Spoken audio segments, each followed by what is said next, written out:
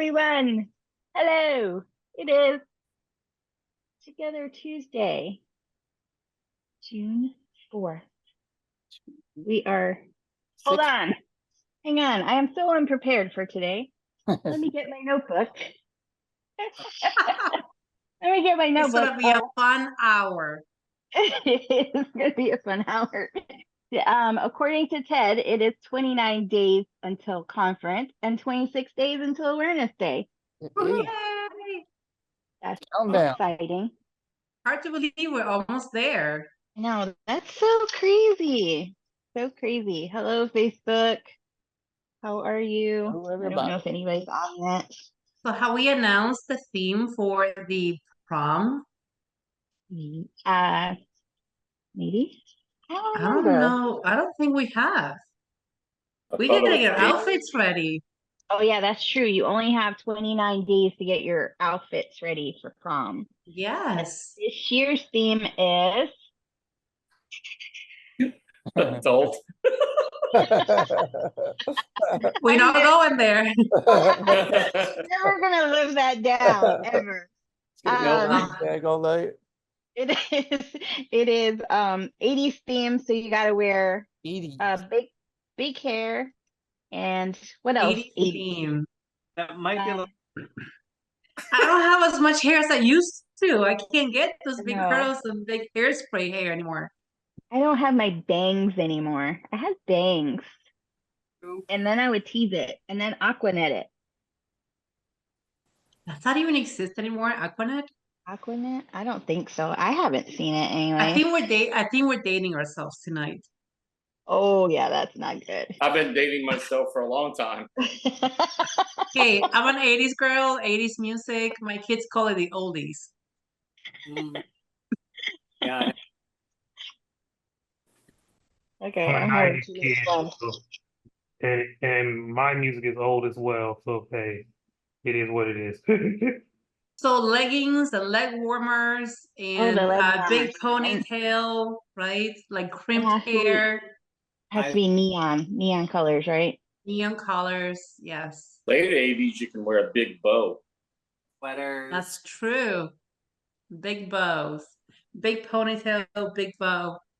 Plaid vests or sweater I vests. can't. Yes, I can't wait to see how creative people get this year. That's gonna be fun.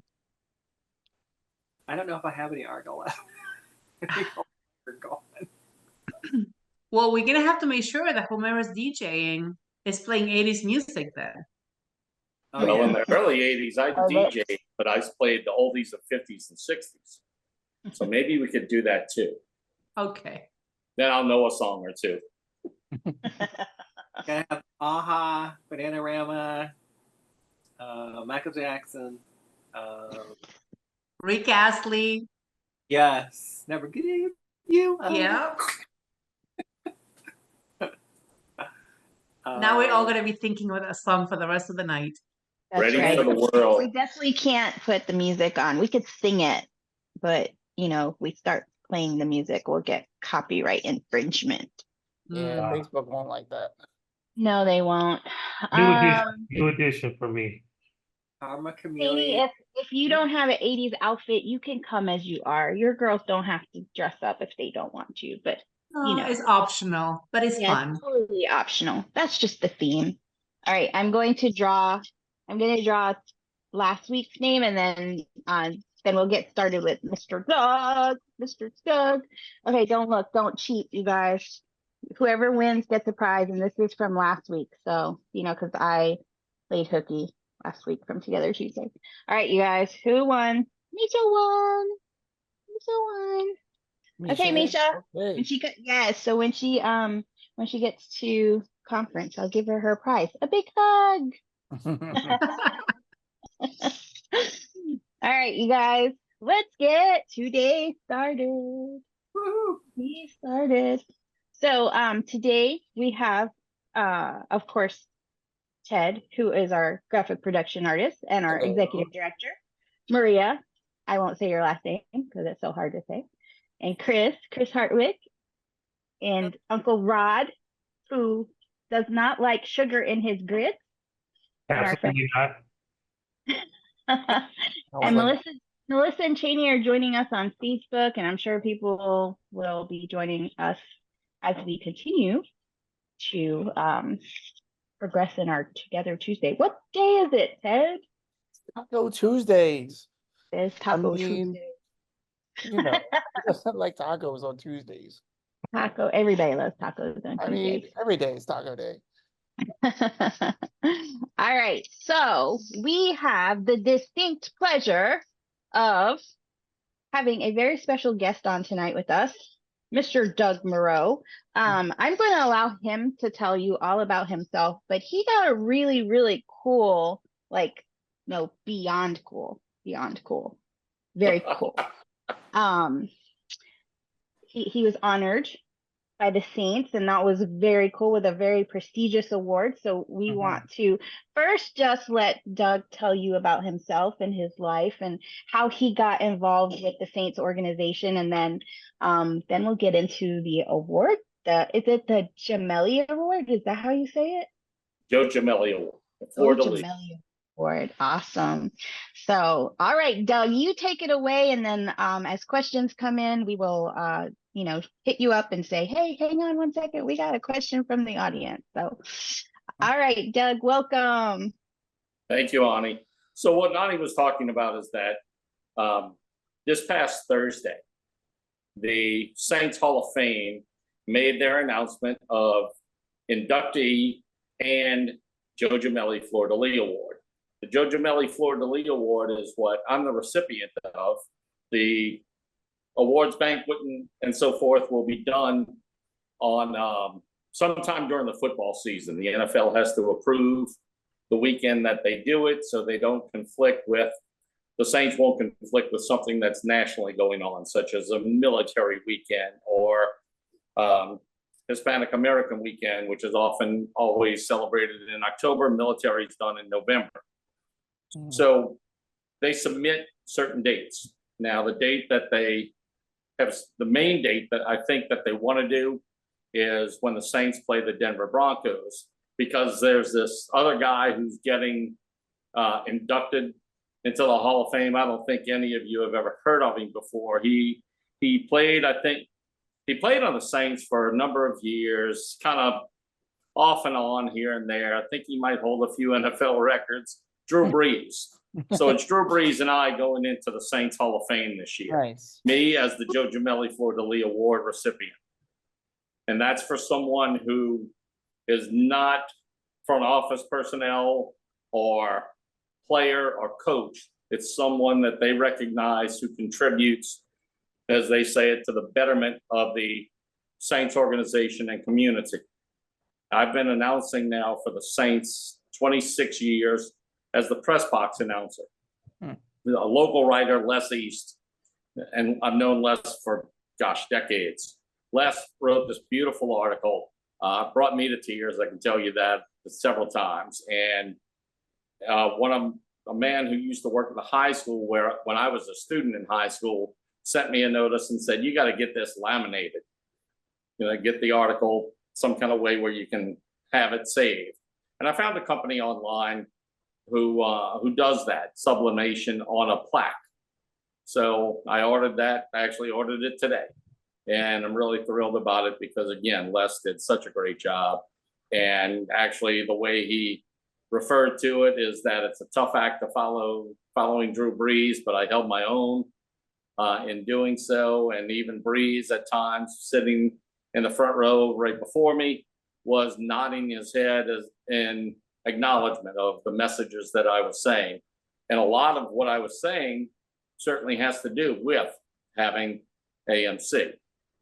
It was that I couldn't play sports like my brothers. And thankfully, it was a press conference Thursday.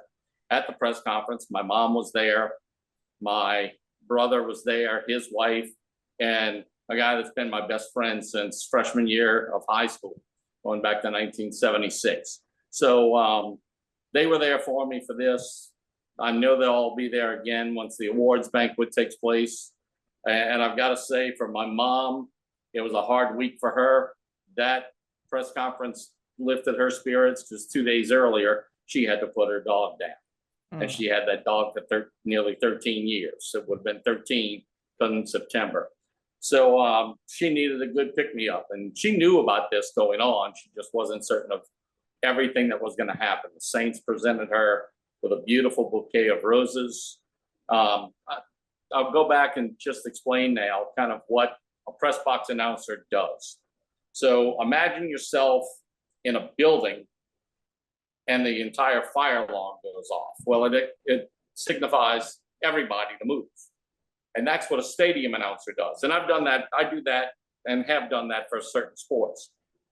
For a press box announcer, it's as if someone's putting a message on your phone and it's just going into your own room. So it's not for the whole building. The whole room for me is the press box. Newspaper reporters, website reporters, radio reporters, TV journalists, blog writers, all those sort of things. And I want to say the press box holds around 200 people. And my job is to provide them with the official stats, because the stadium announcer might get an official stat wrong, maybe the wrong tackler, maybe the wrong yardage gained on the play or something like that. I'm on headsets with the stat crew. And as the play goes on, now we've worked together for not just the 26 seasons of being with the Saints, because before that I did Tulane and I was doing the Sugar Bowl, which I still do different ways. For Tulane, I'm not the press box announcer anymore. I'm the stadium announcer. For the Sugar Bowl, I'm still the press box announcer, and that's what I would like to do. It's very straightforward information. It's not just the plays. It's if there's records set during a game, I've got to provide that information. Injury updates and injury reports, especially with the NFL. I get handed the note and said, here, read this now. Attendance, actual attendance figure, all those sort of things come to me. And then I've got to say them for all those who are taking notes. I developed kind of a formula where it's, again, not just saying it straightforward, but if I say, here's the running back, here's how much gained, here's the tackler, here's the down and distance for the upcoming play. And I've got to have all that done before the next play gets going. There was a number of years ago, there was a high school senior trying to learn how to do football announcing. And I was asked, can I help him learn how to do this? What are some things that needs to happen? And this was a high school game, so I was doing it with him, and we didn't have any kind of stat group. We had to do this in our head and on our own quick. He pulled out his phone and went to the calculator and was trying to figure out yardage, and it was almost, the other play was over by the time he figured out what the yardage. Said, you've got to be able to know 10-yard increments very quickly and say it as rapidly as possible. That includes long passes. That includes punts, kickoffs, all those sort of things, interception returns, fumble returns, any of this kind of stuff you're looking for. Doing that on my own for high school is certainly a challenge. I don't always get the tackler. That's probably the least important. In high school, though, for me, when I do a game like that, I always look for the tackler's helmet. And then when they stand up, I look for the number so I can try to say that. Maybe 65% of the time in a game, when I'm doing that on my own, I'm getting it. So again, that's years of experience and learning from members of the stat crew. You know, it's odd for me to be the recipient of this award because the man who used to run the stat crew passed away a few years back. He had been doing the stats for the Saints since their first season in 1967. And I kept promoting his name to some of the guys that I know who are on this committee. And then, of course, a member of the committee puts up my name and I get voted as the recipient for this year. So I can tell you that a number of times when I went and told my brothers, what was going on with this, I broke down. You know, it put me in tears. It still does at times. I've written a speech. Hopefully this thing will be done in October. And again, I said October the Saints, the Hall of Fame people want to have it then because the Saints on October 17th, a Thursday night game, will play the Denver Broncos. Some guy that used to coach for the Saints is now their head coach. Some guy named Sean Payton. Maybe people have heard of him before. Same thing with Breeze. I mean, and so they were together. They, at the press conference, I even looked at Breeze, which was hard to do. And I said that, you know, you and Sean brought this city back after Hurricane Katrina. And you gave us a spark when so many people were down. They really did. It was a blessing to have those two men.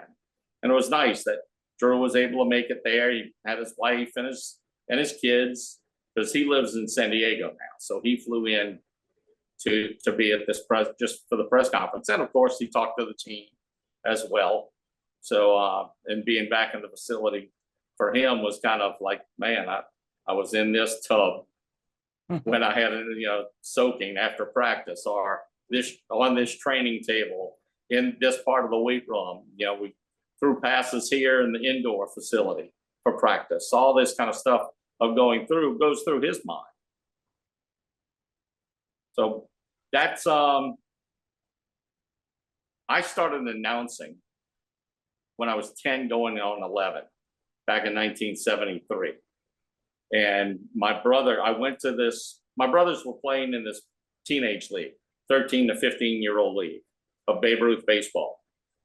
And the men who ran it, my family knew them for a long time. I went up into that press box when my brother was about to come up to bat. And I asked him hey, can I announce my brother's name when he comes to bat? Sure. And those men knew me, loved me, and they were like other dads to me in a way. And when I did that, he said, no, you got to finish the inning now. And it progressed to, we have 6 games a day on Saturday and another 6 on Sunday. You're going to give us a break. You're going to take a game. So that's really how it developed there. That happened in the second year when I was in 8th grade at private Catholic school here in the city before I even got into high school. My brothers were on the basketball team. I go to the game there. Well, the teacher that had announced for a number of years wasn't there. The head coach, like, we don't have an announcer. We don't. And my oldest brother, David, went to the coach and he said, hey, coach, Doug's been announcing our baseball games over the summer. Coach said, get him in my office. I'm going to go over a few things with him. And I did the basketball season, and I continued to do basketball for my high school until through my junior year. I've announced at all levels of sports. I've announced 8-year-old baseball games all the way up to doing the Saints now for the press box announcing. Back in 2000, the season of 2018-19, I believe it was, the arena announcer for the Pelicans was found dead in his home of a heart attack on a day of a game. One of the guy who does the directing, the promotions, and game operations called me and he said, Doug, and I go, what you need me for? And he broke the news to me, and the man who passed away I had worked with before. So I knew him. It was very saddening to hear it. He goes, but I know it's 2:30 in the afternoon. Can you be here? And you're at work. Can you be here for our meeting at 4? So I had to figure out a few things. And then they asked me to finish that season. The next year dealt with COVID. They had somebody else ready to announce. So the other person took over announcing, but I did half the season of arena announcing for the Pelicans. Nice. For 13 seasons, I did the stadium announcing for our AAA baseball team. And at the time they changed affiliations through the years, but we had the New Orleans Zephyrs at AAA level, and I was the stadium announcer for that. So I've announced for a long, long time. I've announced college, I've announced high school.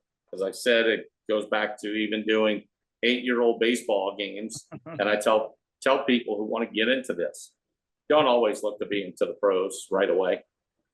You got to learn from different avenues. And if you love it the way I know I do, because I still do high school football games. I keep the official scorebook and clock for the junior college, community college here in town. I've done that for over 30 years. So it's a love of working sports and being around sports ever since I was a boy. And that's kind of people say, oh, that must be a cool job. You must make a lot of money. No, I don't. It's really not. It's, I wish it were more. It would be nice to have it as say that's my full-time work. But my full-time work is I'm a middle school teacher, and I'm getting closer to those retirement years. I'm not far off from it. I think after next school year, I teach at a private Catholic school. So it's not like having all kind of state benefits or health insurance after retiring. It's whatever money you have, you got to be able to put up for health insurance. So I'm not ready to retire, at least until I hit Medicare age. And next month, I'll turn 62. So when I hit the retirement, I'm 63. I've got 2 years that I've got to figure out what I want with work to maintain health insurance until that time. Did you know, since I mentioned Medicare, for people who do go on disability at an earlier age, before they can get Medicare, they've got to wait. There's a 2-year waiting period, with the exception of about seven particular conditions. One of those I know is cancers. I don't know. Anybody have any questions? I can tell you other things. You know, for those of you who do know me, you know I'm a very active man. I ride my recumbent trike anywhere in my neighborhood, anywhere from 3 miles around this neighborhood, or 2 rounds to make it set close to 7. And I'll go on different bike paths around, and I hate calling it bike paths because I ride a trike. And I tell this all the time, let's change it to non-motorized cycling paths and walking paths and skateboard or skating paths, because so many others do use it. And people with disabilities, for stability purpose, are better off on trikes. You know, at the conference, we've seen Steve and his wife bring their trikes with them. And Ronnie, do you know Steve's from Boston area? Is that correct? Yeah, he's from Massachusetts. Yep, Boston area. So in the last 2 years, he's had his trike with him. So it's been, I think that's great. And I actually asked him, how in the world did you get these to conference? I think in Columbus, they drove there with a van that had him in there. But he said he does put it on a plane as his medical mobility device. And at times his wife will rent a car and he'll just ride and bring all the baggage to the hotel, and he'll ride his trike from the airport to wherever they're staying. So it's great to learn something like that, because I know, of course, I don't have someone who's going to rent a car and go bring the baggage for me. So my trike will stay at home. I do want to bring it to one of the conferences at some point where I may drive. Like, I thought about driving to this one, because I know some of the conferences, while Anna, you all announce that a city's name, and sometimes it's more in a suburb or in an outskirt area where it's not strictly downtown. It is downtown this year. The first one I went to was Minneapolis. That was downtown. That was, you know, so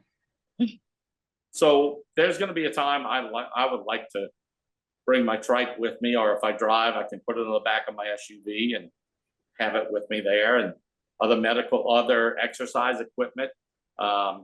I think I shared this with you, or I shared it with Michelle, Ani, not with you, in the email when I responded.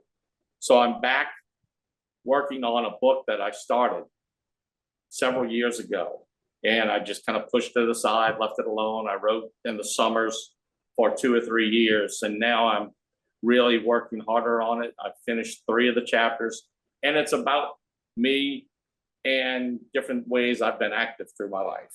You know, so there's a chapter on cycling, there's a chapter on kayaking. There's there's my gadget. There's going to be my gadget chapter, like my spring rower exercise that I use for my, and I'm telling you what, Ani, I started using this at the Orlando conference for my forearms because I didn't have hand weights with me. And it's better than just curling my wrist in for the forearms. This works better than 5-pound hand weights, and has made my forearms as tight as can be. And I can tell you, I think I took that away from a message of David Feldman, how he talked about muscles and the way nerves, excuse me, the way nerves fire into the muscles. So if they're firing in, there are ways. There's a young man, Luke, I can't remember his last name. He's on Facebook recently and showing where instead of using his hands to pick up weights, he puts a strap around it. And he does inner curls and he does weightlifting and just lifts it up to his maybe chest level where he's lifting barbells. And he's been doing more and more of that online. I'm happy to see that. I think that's one of the things, as you all know, you've been in a adult room with me, not that adult room, that I often talk about. Hey, you got to move, you got to exercise. I know David Solano, he speaks on that heavily too. You know, of movement and exercise, how important it is. I would say that when my left hip replacement was revised, so the second left hip replacement in essence was done in 2002, I lost my ability to run. Like I can't land and feel stable, I'll fall over. So I don't run anymore. And if ever I'm chased by some wild animal, I'm going back to that old cartoon of the field mouse looking up at the eagle and the last great act of defiance. And the field mouse might have a certain finger pointing at the eagle. It's, you know, it's that kind of thing. So for me, activity is important. I exercise at least 5 times a week every morning, and I do it in different parts of my house. Before I even get out of bed, I do 2 different exercises. I do for my glutes, and I do 100 of each where I alternate. So it's in essence 200 or 202 actually. And then I do 81 ab crunches. Then when I go to let my dog out the backyard, I have a weight bench there and I use 5-pound hand weights and I do about 5 different exercises with that. Recently on AARP's app, one of the number of exercises that they recommended for older adults is isometric exercises. Some of those we can't do. I can't get on the floor and do planks with my arms, but I can do a wall squat. And the idea is to straighten back up as much as possible against the wall and stay in that squat position. So you feel the tension through the upper leg, through the thighs. And I'll do that and I'll count to 200 or let my watch go over 2 minutes. And it does, it has helped. Squats are exercises that for elderly are very important because we've got to sit down and we've got to be able to stand from that sitting position when we can. And I took that to heart. I really started doing at first just squats, and when I read of the isometric squat, wall squat, I put that into my regimen. So I do those. You saw the spring rower that I do 2 different exercises with. I've also got my, you're gonna laugh, Ani. Speaking of 80s, this is for the 80s. I use my Suzanne Summers Thigh Masters. I knew you were gonna break that out. They still exist. Oh my So But those, they are really great for adductors and abductors. So I've got the one I just showed on screen is the one between, but there's the one that wrap around as well and push out. Mhm. I don't know which is an adductor and an abductor anymore, but I do that, and I do 101 of those. But I can also, but then I also realized that this thing is not just there. So Arms as well. it's pushing in. You know, we must increase. Think you know the rest of that line? So, but I do that. And then with the other one,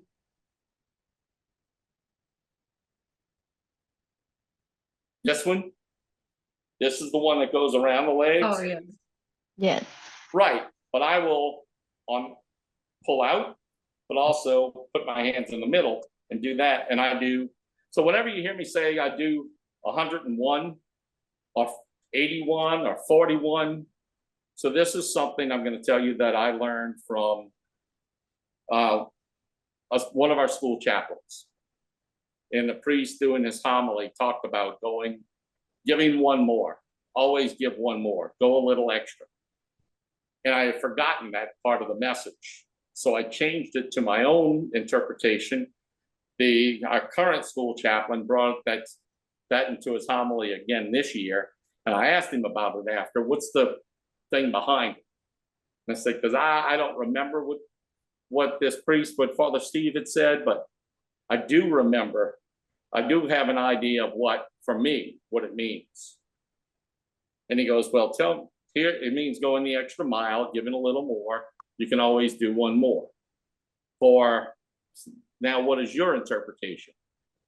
And I just said, well, if you know, I'm Catholic, I've grown Catholic, I teach at a Catholic school, I went to Catholic schools and grammar school and high school. And I said, for me, it's God gives us all our strengths. Do one more because someone else will need that strength. And that might be, in my mind, it says, it's the alcoholic who will push away a drink. It's the drug addict who will say no and say, it's time for me to check myself in. It's the arguing couple who will realize, what the heck are we arguing about when we love each other? It's those sort of things to me that's where that extra strength, God sends it to others. That's awesome. So Doug, recently Misha did an interview. I don't know if you got a chance to watch her interview with Dr. Hall. And that was one of the things that she really hit home. She probably talked about it for a good 5 minutes. She talked about stretching and getting stuff moving, and saving the muscle you got, just making sure that those joints just don't atrophy, or your muscles don't atrophy because you're not using it. And I know that you are a big proponent, especially at conference, talking to parents and talking to other AMCers about getting moving. So what advice do you have for those that might not be as mobile as you or Steve? You know, are there any maybe exercises that you recommend for those that might not have as much mobility as you guys do? So I do. I think that even the slightest movement, a person can just sit and tighten their abs and just sit. I'm doing that right now. I'm holding it 3 seconds. And then I'm releasing. Then I'm holding it 3 seconds and I'm releasing. You can do that with muscles, of course. And I think it's a good idea for people to go to their primary care and ask for a nerve evaluation to find out what nerves and what percentage are firing into certain muscle areas that they might want to work on. And I learned that only because I don't know, 25 years ago, I started feeling a tingling in my left hand on my two, the pinky finger and the ring finger. When I would hold something in my left hand for a while, I would start feeling pins and needles in those 2 fingers. Eventually, there was a doctor who told me that, well, that's probably a signal from your ulnar nerve. It's probably trapped. And he pressed in my elbow, said probably somewhere, and he finally hit it. He goes, I can move that. And this was, like I say, back early 2000s. And for me, I was scared. So I opted not to. He goes, it's not going to get any better. It's going to get worse. So by 2020, that doctor had since retired. I went to a doctor with the group that I'd gone to for my hips and so many other things. I was sent to their hand and arm specialist. And he goes, I'm going to put you through this nerve test. I'm going to have you scheduled for this. And they're going to be able to measure the percentage of nerve strength that's going from or decreasing from this. And it was, I don't know, it was down to something like 20%. He goes, your hands atrophied because of it, because you're not getting full muscle use out of it, even though you use your hand. But this is what will happen. Eventually you lose the feeling in those two fingers completely. Once that happens, the nerve is so damaged. So I said, well, I've got to do it. And it happened, and I had that surgery in October of 20 during COVID. And I don't feel that tingling. I've seen some muscle come back, a little bit of buildup come back to that hand. But I know it's still somewhat, it's not what it was because of this. So are there things, I think that would be, if it's possible, to find out, especially if you want to say work on your calves, work on your thighs, work on your hands, hand muscles especially, to find out, are they firing? I think David Feldman does a great job of talking about that, because we talk on our level of AMC being joint and muscle affected. But now you learn it's even deeper with the nerves, and if they're firing to work those muscles. And if they're firing, there are different exercises. And I think having the knowledge to bring to a physical therapist, especially, to say, I know my nerves are firing into these muscles. What are some exercises that we can come up with? We've got to be creative because of our differences and how we can do this sort of thing. I can tell you I've learned a lot. Conference has helped and has expanded my world immensely. And it's given me that drive. I mean, there was a boy who was an infant back in the 90s. That was the first person with arthrogryposis I had seen. And 95, maybe 96, and he was an infant. So it felt like I was looking at myself in a hospital bed when I went to meet this family.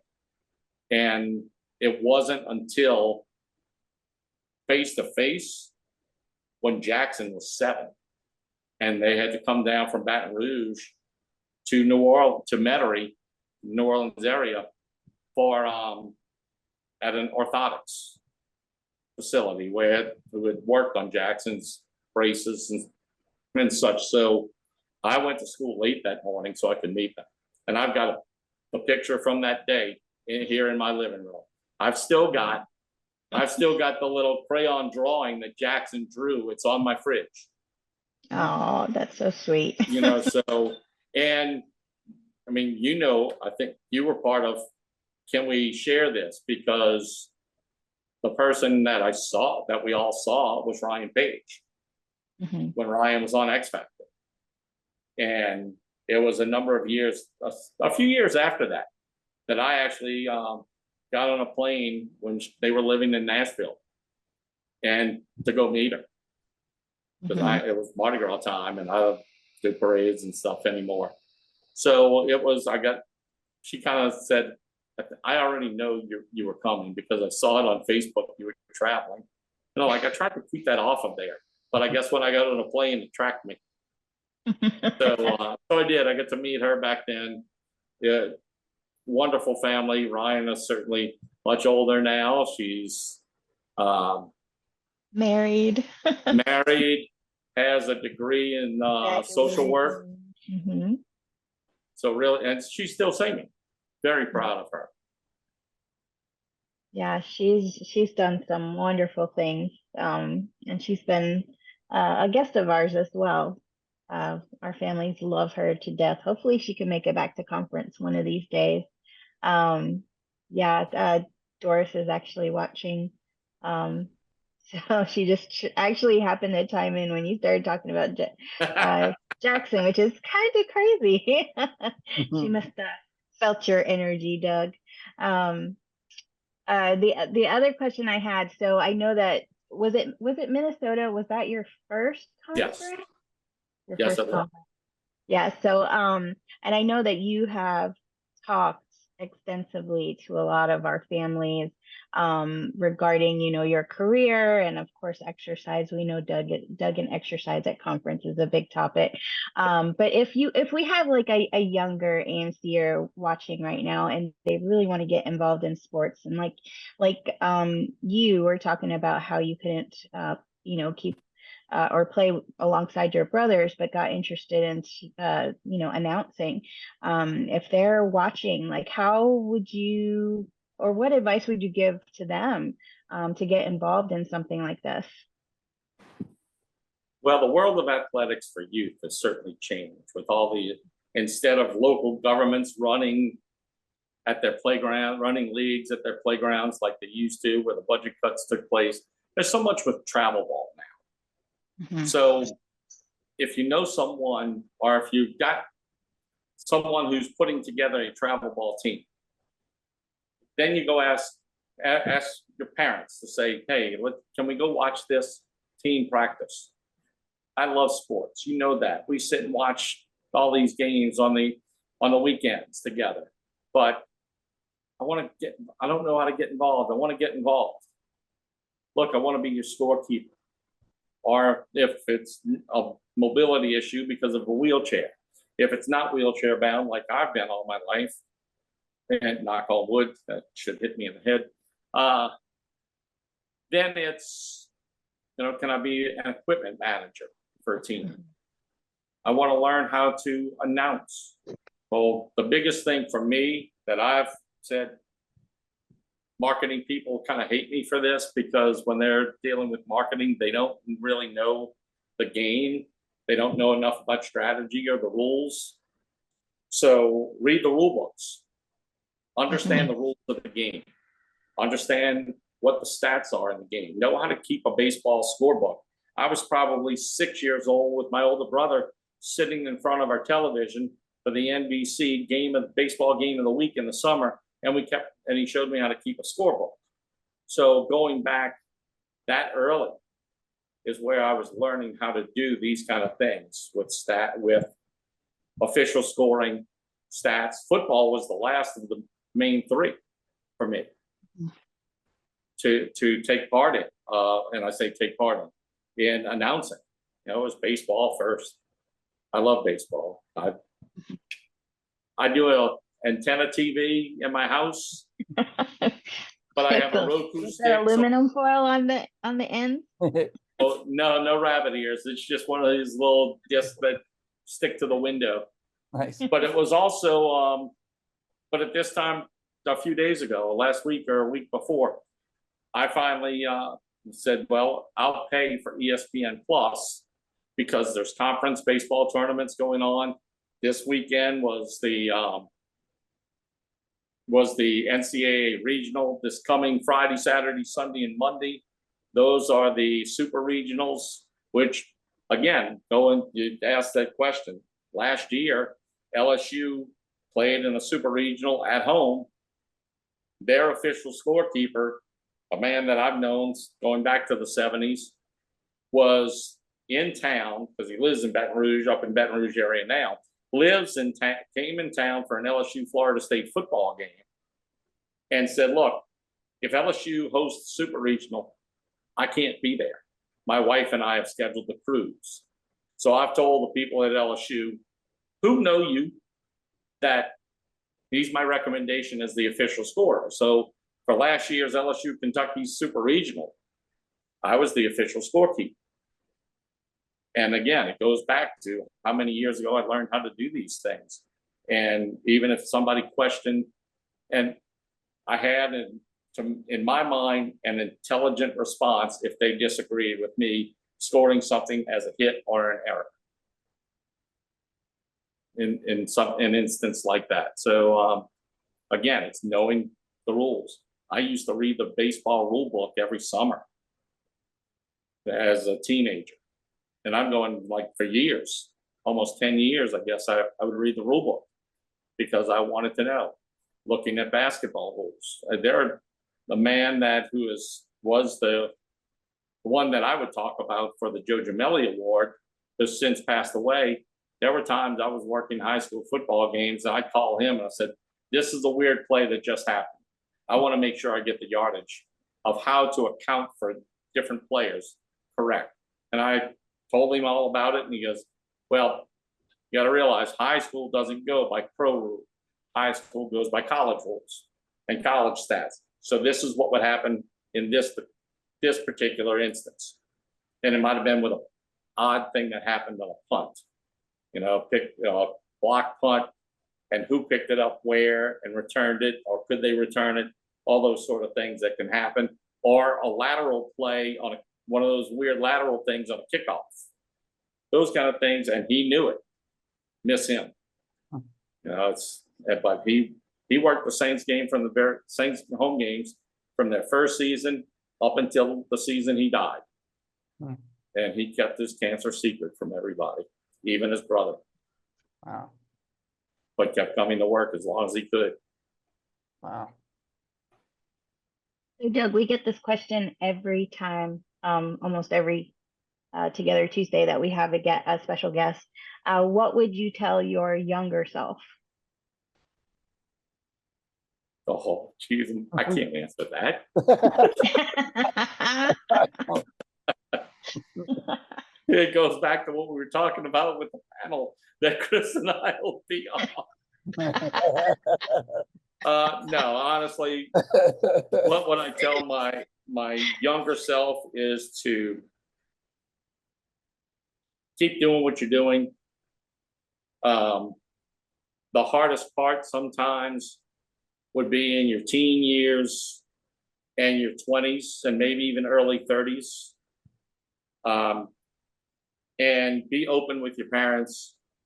Learn how to deal with the rejections you're going to get, because everybody's been rejected in some way. You've got to move it away from your physical condition to that person just doesn't want to go out with you. So if there's anything, that's what I would talk about the most, of dealing with relationship. That's a hard answer, huh? That could go, we could do a whole nother hour just on relationships. But it's true. I think at one point I was on the brink. And because of a relationship that wasn't going to go the way I wanted it to go. And it brought me to near point. And I can say that it was my pets. Go home to my pets. And that brought me back into it, but it also brought me into going to counseling for a brief period. And the counselor finally said, "You're okay." I wasn't. I knew how to answer questions. I was smart enough for that. I wasn't really totally ready. After Hurricane Katrina, I still wasn't ready, but I went with a manipulative purpose, because my house had been destroyed by the hurricane, not by the flooding. And so I needed something to battle in court, if need be, with the insurance company for mental and emotional damage. And eventually, long after my house had been destroyed, torn down, and a new one built, that I stayed in counseling for 5 years. And actually, my counselor called me the other day after seeing the article about me. And we had and she's not doing that anymore. She's had her own physical issues, health issues that have taken her away from doing the work. and she's on disability staff. But we talk occasionally, and we've kept in touch. And I went to her for nearly 5 years because I discovered me, and I'm way more confident because of it. And I know that. So was I confident? Not really. I didn't want to ask anybody out. I do now.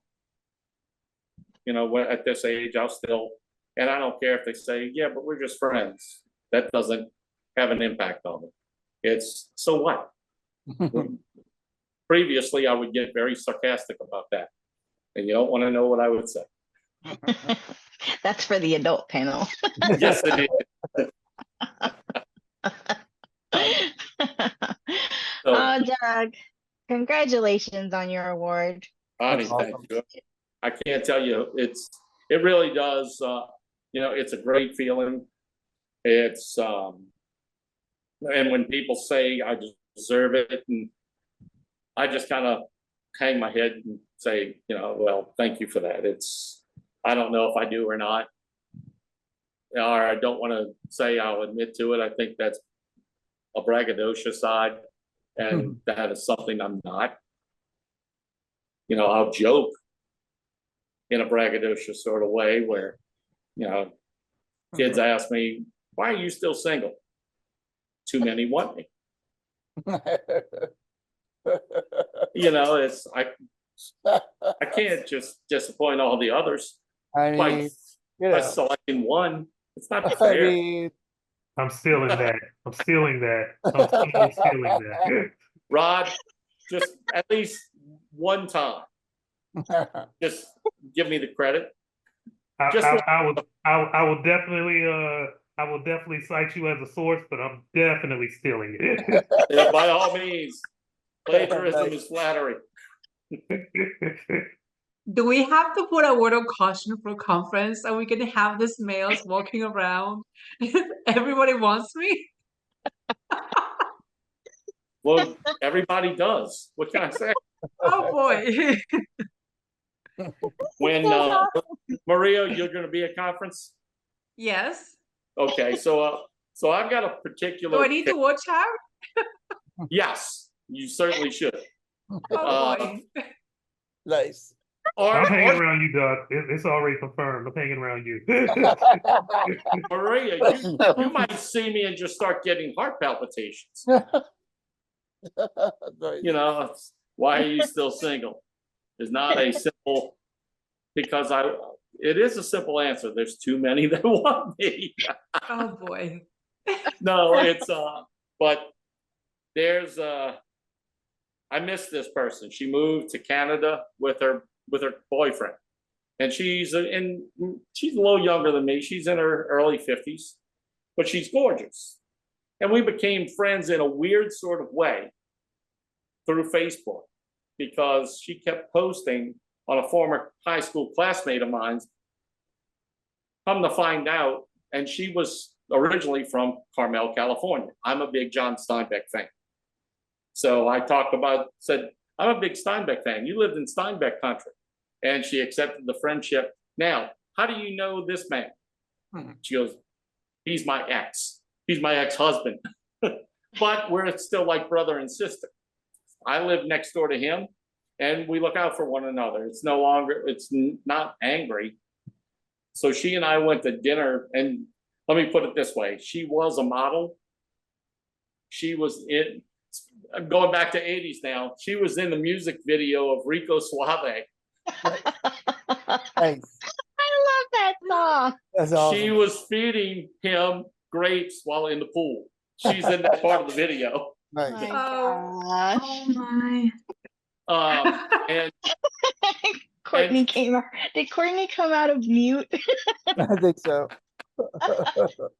Courtney Briefly. but, so her and two of her friends invited me out one night to one of their musician friends, and he was doing a CD release at one of the clubs here in town. And one of the other ladies came to me later and said, she never stays out this late. She was coming to this, but not to stay for the whole thing.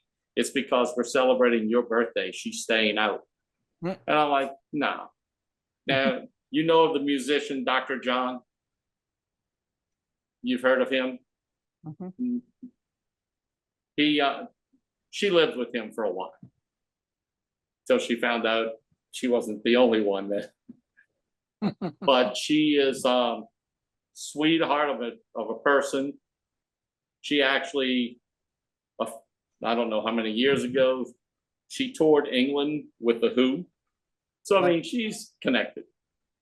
But it's not about that. It's we became good friends and just could really talk to one another in a heart-to-heart way. But she's gorgeous, and it would be kind of fun when she would come and sit down, meet me at breakfast somewhere, or we'd go to dinner somewhere, and her friends are beautiful too. And you know, it's like I can't help that they want to be with me. It's not like I'm there. It's I am their eye candy. You know what, Doug? I was at conference last year and we went through all kinds of experiences, but I can't wait to meet you in person. Conference is going to be so much more fun with you there. I can already tell. When are you going? When you get there, Maria? I don't know. You don't know yet? Look at Annie. You just Pinocchio'd me. So your nose hit me right in the face. I did not. I have not purchased my ticket yet. I gotta buy it tomorrow. I'm one of the Annie, first to should I be register. concerned? When the registration for it comes out, I'm one of the first to register. Yes. And then when the city is named and the hotel is named, I'm one of the first to book my room. Yes. Well, now I gotta ask Annie. Annie, should I be concerned? No, not at all. Doug is a great person. We've had numerous heart-to-heart conversations at conference, and we've laughed and we've cried together. So yeah, I know that conference means a lot to you, Doug, and I know that we appreciate you and your continuous support of our organization, and of course being there for our families the way you do each and every year. You know, I know you don't want to brag and you don't want to take any type of credit for the support that you give our families, but I see you online and I see you encouraging others, especially, you know, other moms. And I know that at one time, what was it? You called us heroes, right? The moms are heroes, no doubt. Yeah. And so I love the appreciation that you give to us AMC moms too. So we definitely look forward to seeing you at conference. I'm sure you're going to be surrounded by lots of there's a special energy and aura about you. I mean, there's just this magic that you exude, even virtually, which is very hard to convey. There's a passion and zest for life that just comes out of you, and I can't wait, honestly, to meet you in person and see how you help transform the experience, especially this year. I don't know if you know, but we have so many newcomers to conference. I don't know. And so that will be, we have quite a large number, right, Annie? We have a lot of newcomers this year, a lot of new families. And so I know that it can be somewhat scary. It's new, it's different. They don't know what to expect. It's the unknown. So to know that they're going to be welcomed by individuals like yourselves. I mean, Chris is a staple, so is Rod and so many other people.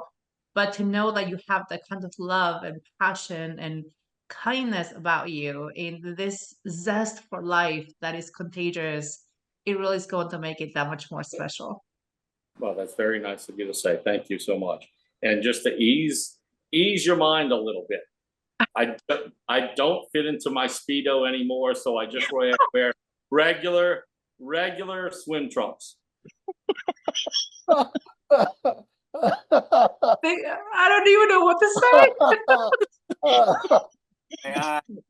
I'm a jokester. Join us for the 19th annual AMCSI conference in Atlanta, Georgia, where Doug is going to wear his regular Thanks for the Speedos. public announcement. Right. Doug can't wear a Speedo. Sorry, I It dropped feels it. like we've got. It feels like we've gone into AMCSI after hours. It is Oh, I after wear less dark. than that. Man. I go to the thong. Listen, AMCSI or AMC After Dark is actually a real thing. Mhm. We might It have is. to put Doug to bed early. Well, you I know, can't like stay I aw- I said, can't stay awake. I'm an early bird. Oh, you are. That's right. well, Okay. well, I party can't. turned I on. can't wait for you to entertain us. I can't wait for the families to meet you. I can't wait to continue the dialogue. You're such a special person. You truly Yeah, are. you are. Doug, thank you for joining us for Together Tuesdays. We are going to invite you back because you're so much fun. And I'm going to pick a winner of tonight's drawing real quick. Don't look, Ani, don't look. All right, here we go, the winner is Courtney. Courtney, you Yay! won! All these Together Oh, wow. Tuesdays. Send me your address and I will get you your swag. Your See, it helps swag. to show up. It pays to show up. Absolutely. All right, you guys, thank you so much for joining us. Doug, congratulations on your award. We can't wait Thank to see you. the That's pictures. awesome. You with the Gemelli Award. That is so awesome. And we can't wait to see you all at conference in 29 days, which is crazy. All right, so we will see you guys back here for Taco Tuesday next Tuesday. What, I don't even know what date it is. June 11th. June 11th. 4 weeks closer to my birthday. It's my birthday month. It's awareness month. I'm super excited. What's your birthday, Ani? June 26th. 626, Okay. like Stitch. I'm going to be 21 again. Nice. You taking that first drink again? Yes. Yeah. Annie and Abby will be sharing a birthday. All right, you guys. I shall see you soon. Ted, close us down. Well, thanks again, Doug. It was awesome hearing everything about your award and everything that's going on. And we do look forward to talking with you again at conference. And be safe and be strong, everybody. Have a good weekend. Thank you. Bye, Ted. Love you guys. Take care. Y'all, much love. Happy Tuesday, y'all. Take Bye. care.